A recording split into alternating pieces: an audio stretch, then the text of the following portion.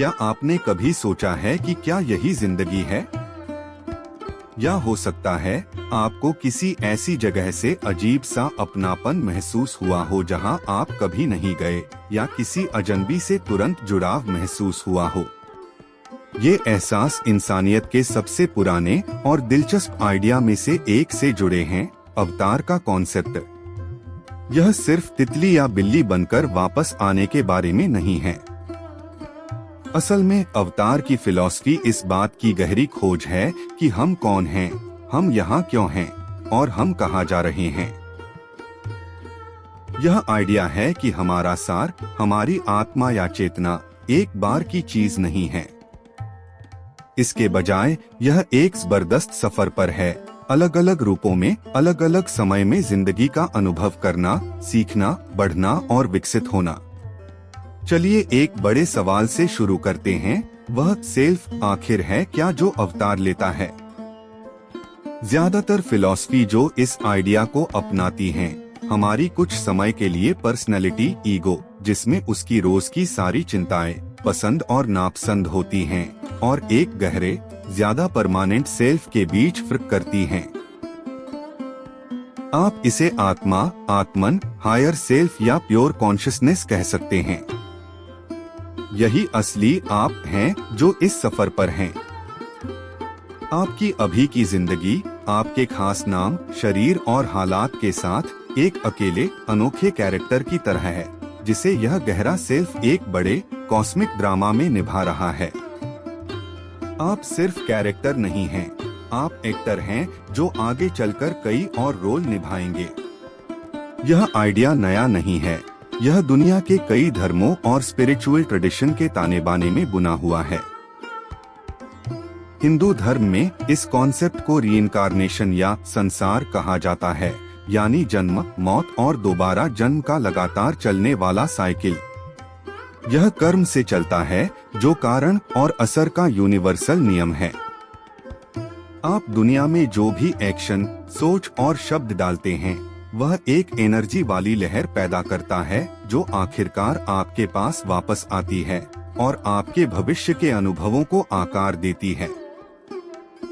मकसद सिर्फ हमेशा वापस आते रहना नहीं है। आखिरी मकसद मोक्ष है, या इस साइकिल से आजादी, अपने असली रूप को समझकर और आध्यात्मिक ज्ञान पाकर।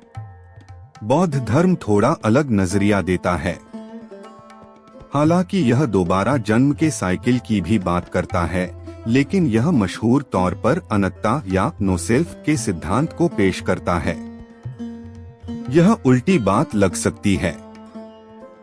अगर कोई परमानेंट, न बदलने वाला सेल्फ नहीं है, तो वह क्या है जो दोबारा जन्म लेता है? बुद्ध ने लौ की मिसाल दी।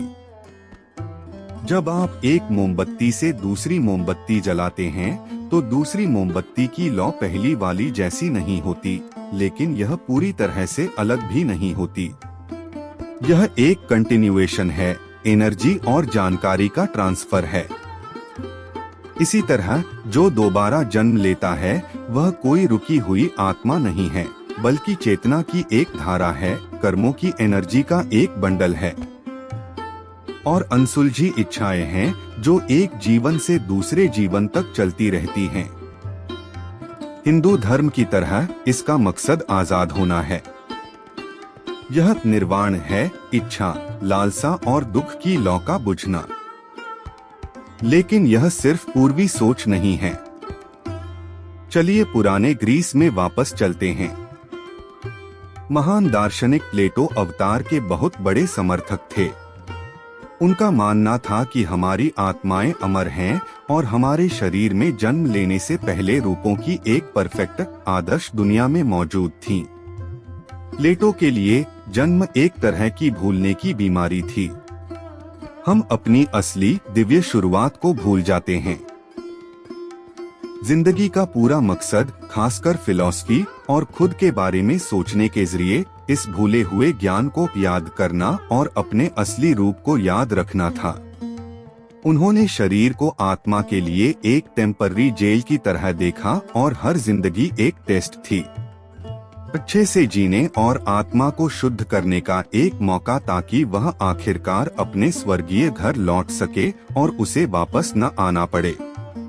यहाँ तक कि उन परंपराओं में भी जो ऑफिशियली पुनर्जन्म नहीं सिखाती, जैसे ईसाई धर्म और यहूदी धर्म, आपको ऐसे रहस्यमयी धागे मिल सकते हैं जो इससे जुड़े हैं। उदाहरण के लिए, शुरुआती ईसाई ग्नोस्टिक्स की मान्यताएं प्लेटो जैसी ही थीं। वे दुनिया को एक ऐसी खराब जगह मानते थे जहां से हमारी आत्मा की दिव्य चिंगारी को भागने की जरूरत थी। यहूदी रहस्यवाद में, खासकर कबला में, गिलगुल नेशामोट या आत्माओं का घूमना का कॉन्सेप्ट एक अच्छी तरह से स्थापित सिद्धांत है।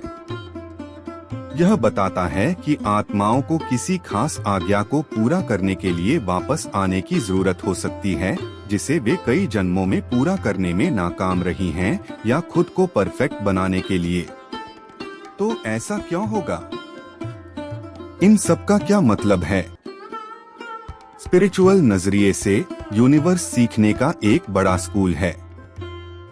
सब कुछ एक्सपीरियंस करने, अपनी आत्मा के विकास के लिए जरूरी सभी सबक सीखने के लिए एक जिंदगी काफी नहीं है। सोचिए कि एक ही दिन में मैथ्स से लेकर आर्ट और कंपैशन तक हर सब्जेक्ट में मास्टरी करने की कोशिश करना। यह इम्पॉसिबल है। हर जिंदगी एक नया करिकुलम, चैलेंज, रिश्ते और मौकों का एक यूनिक सेट देती है। एक जिंदगी में आप बड़ी मुश्किलों का सामना करके हिम्मत सीख सकते हैं। दूसरी जिंदगी में आप पेरेंट बनकर अनकंडीशनल प्यार सीख सकते हैं। और किसी दूसरी जिंदगी में आप कुछ नहीं से शुरू करके ह्यूमिलिटी सीख सकते हैं। आइडिया यह है कि हम पैदा होने से पहले अपने हालात चुनते हैं। मुझे पता है यह निगलने के लिए एक मुश्किल गोली हो सकती है, खासकर जब हम दुनिया में इतना दुख देखते हैं। लेकिन इस नजरिए से आत्माएं मुश्किल हालात में यूं ही नहीं फेंकी जाती। इसके बजाय वे बहादुरी से इन चैलेंज को चुनती हैं, क्योंकि इनमें विकास की सबसे ज्यादा संभावना होती है। कोई आत्मा शुक्रगुजार होना और हिम्मत सीखने के लिए गरीबी की जिंदगी चुन सकती है, या माफी और सब्र के सबक सीखने के लिए मुश्किल परिवार के साथ जिंदगी चुन सकती है। यह दुख को सजा के तौर पर नहीं, बल्कि स्पिरिचुअल करिकुलम के खुद से चुने हुए हिस्से के तौर पर दिखाता है। यह हमें यह बताकर ताकत देता है कि हम हालात के शिकार नहीं हैं, बल्कि अपने खुद के विकास में एक्टिव हिस्सेदार हैं। यह नजरिया हमारी जिंदगी और हमारे रिश्तों को देखने के हमारे नजरिए को पूरी तरह से बदल सकता है। वह इंसान जो आपको सबसे ज्यादा चैलेंज करता है, वह कोई आत्मा हो सकती है जिसके साथ आप सीखने के लिए राजी हुए, कोई कर्मिक पार्टनर जो आपको उन तरीकों से आगे बढ़ने के लिए प्रेरित कर रहा हो जो आप खुद नहीं कर सकते, किसी खास पैशन या करियर की ओर आपका अजीब खींचाव। यह कोई टैलेंट या मिशन हो सकता है जिस पर आप जिंदगी भर काम कर रहे हैं। आप अपनी जिंदगी में जो बार बार पैटर्न देखते हैं, वही गलतियां जो आप बार बार करते हैं। हो सकता है कि ये वे खास सबक हों जिन्हें आपकी आत्मा अभी सीखने की कोशिश कर रही है। इसका मतलब यह नहीं है कि हमें जो कुछ भी होता है उसे बस चुपचाप मान लेना चाहिए। अवतार का फिलॉसफी किस्मत के बारे में नहीं है, यह मिलकर कुछ बनाने के बारे में है। हमारे पास अपनी मर्जी है। हर पल हमारे पास डर और गुस्से से रिएक्ट करने या प्यार और समझ से रिएक्ट करने का ऑप्शन होता है। हमारे ऑप्शन हमारे कर्म तय करते हैं और हमारी यात्रा का रास्ता तय करते हैं। लक्ष्य है ज्यादा जागरूक, ज्यादा अवेयर बनना, ताकि हम ऐसे चुनाव कर सकें जो हमारी आत्मा के सबसे बड़े मकसद से मेल खाते हों। यह हमारी एनर्जी और हमारे कामों की जिम्मेदारी लेने के बारे में है, यह जानते हुए कि उनके नतीजे इस एक जिंदगी से कहीं आगे तक जाते हैं। तो चाहे आप इसे सचमुच में माने या इसे पर्सनल ग्रोथ के लिए एक पावरफुल मेटाफर के तौर पर देखें, अवतार की फिलॉसफी हमारे होने को देखने के लिए एक सुंदर और उम्मीद भरा नजरिया देती है। यह हमें बताता है कि हमारी जिंदगी का गहरा मतलब और मकसद है। यह बताता है कि दूसरों के साथ हमारे कनेक्शन रैंडम नहीं हैं, बल्कि आत्माओं के एक बड़े उलझे हुए डांस का हिस्सा हैं। और यह हमें भरोसा दिलाता है कि कोई भी कोशिश कभी बेकार नहीं जाती, कोई प्यार कभी नहीं खोता, और हर अनुभव अच्छा हो या बुरा, घर वापस आने की लंबी अविश्वसनीय यात्रा में एक कीमती कदम है। यह हमें और ज्यादा पूरी तरह से जीने और ज्यादा गहराई से प्यार करने और ज्यादा उत्सुकता से सीखने के लिए बुलाता है, यह जानते हुए कि यह जिंदगी एक बड़ी कहानी का सिर्फ एक चैप्टर है जिसे आप खुद लिख रहे हैं। आज इस खोज में मेरे साथ जुड़ने के लिए आपका बहुत बहुत धन्यवाद। अगर यह टॉपिक आपको पसंद आया तो मुझे नीचे कमेंट्स में आपके विचार सुनना अच्छा लगेगा, और इस वीडियो को लाइक करना और जिंदगी के बड़े सवालों के और सफर के लिए सब्सक्राइब करना न भूलें। अगली बार मिलते हैं।